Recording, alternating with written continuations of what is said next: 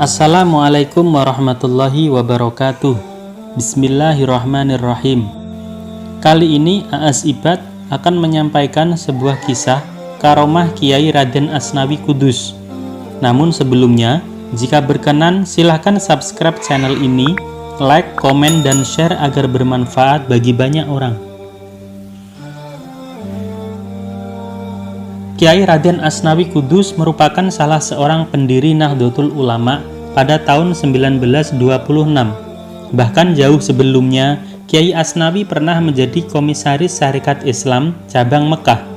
Kiai Asnawi dikenal sebagai seorang kiai dai yang sering berceramah keliling dari suatu tempat ke tempat lainnya.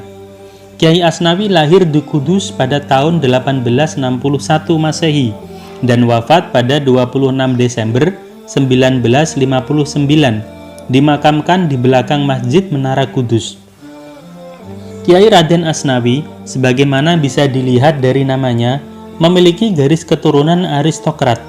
Dia adalah keturunan ke-14 Sunan Kudus dari garis Kiai Mutamakin.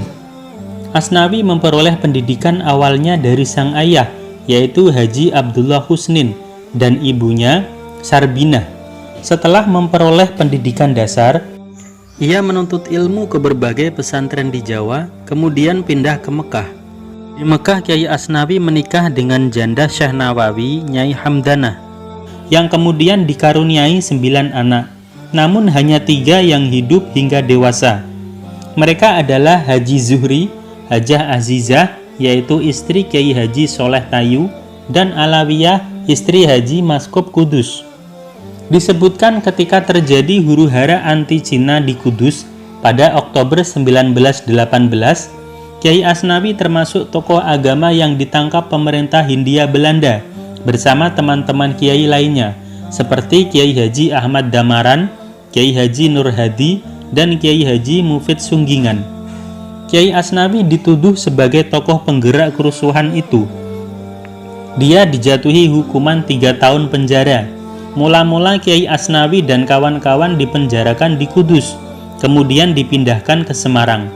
Yang menarik, karena yang dipenjarakan adalah kaum santri beserta kiainya, maka suasana penjara menjadi marak dengan kegiatan keagamaan. Mereka mengadakan sholat jamaah, pengajian, dan membaca berjanji bersama-sama. Kiai Asnawi sendiri yang memimpin pengajian di penjara tersebut. Dia mengajarkan pula beberapa kitab, selain menggunakan waktu luangnya untuk menerjemahkan kitab Ajurumiyah.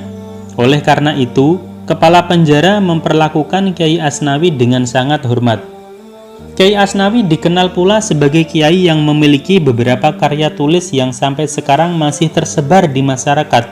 Di antaranya, buku Fasolatan, yang merupakan tuntunan tata cara sholat dan menjadi rujukan para santri di tingkat elementer. Di antara karomahnya, dikisahkan bahwa suatu saat Haji Fadoli, yaitu seorang pedagang dari Semarang, merasa bahwa kampungnya sudah tidak aman, sebab pada masa sulit 1940-an itu, orang berpunya selalu menjadi incaran perampok. Dia bergegas naik kereta api dengan tujuan Surabaya. Tetapi entah mengapa, memasuki kota Kudus, hatinya tergerak untuk membatalkan niatnya ke Surabaya.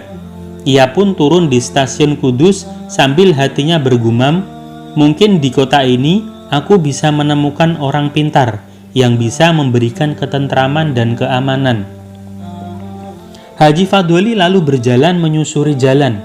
Sesampainya di alun-alun, dia menghampiri seorang penjual arang di emperan toko. Mungkin Bapak bisa membantu saya menunjukkan siapakah orang pintar di sini yang bisa menolong orang yang berada dalam kesulitan. Oleh si penjual arang, Haji Fadoli diantar ke rumah Kiai Asnawi yang letaknya tidak seberapa jauh dari alun-alun.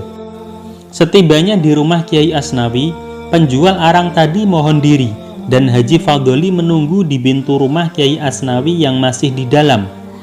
Merasa belum mengucapkan terima kasih, Haji Fadoli berusaha menyusul si penjual arang, namun ternyata sia-sia belaka. Penjual arang itu telah menghilang, padahal tadi baru saja berkelebat di depannya.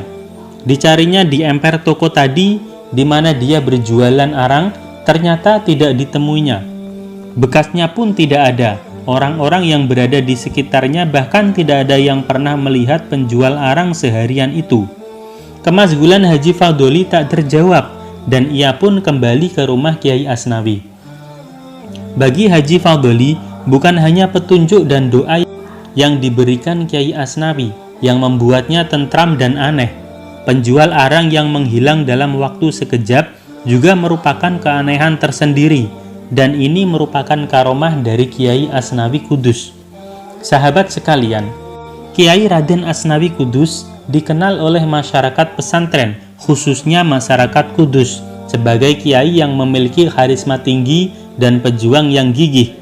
Salah satu karomahnya adalah kemampuannya membuat penjara menjadi majelis taklim, bagaikan suasana di pesantren. Juga kisah si penjual arang yang dalam waktu sekejap telah menghilang setelah menunjukkan rumah Kiai Asnawi. Itu pun juga merupakan salah satu karomah dari Kiai Asnawi asal Kudus tadi. Demikian kisah kita hari ini. Semoga bermanfaat bagi kita semua.